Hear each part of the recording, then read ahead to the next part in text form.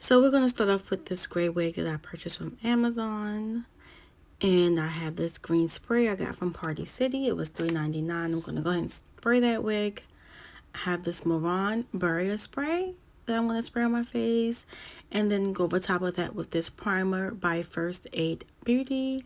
It's a matte primer. Next we have this Moran Clown White paint that I started with a sponge, but then I noticed it is better to blend it with a brush. And I have this Dermablend powder that I'm going to go ahead and set this face with.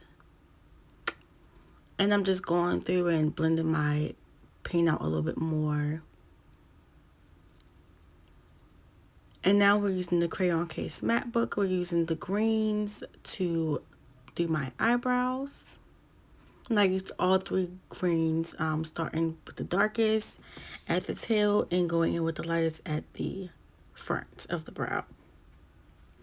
For the eyes, we are going to use all three of the purples and one of the pinks in this palette.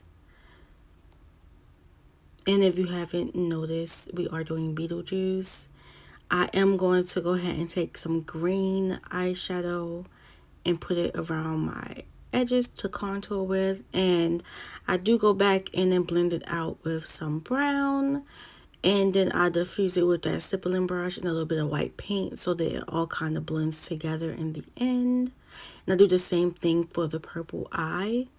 I go back and stipple it with the stippling brush so it can blend a little bit more into the paint.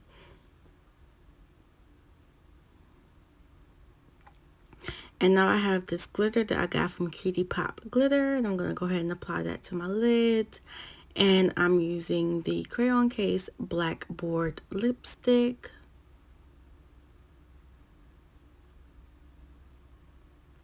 This look was fun to do.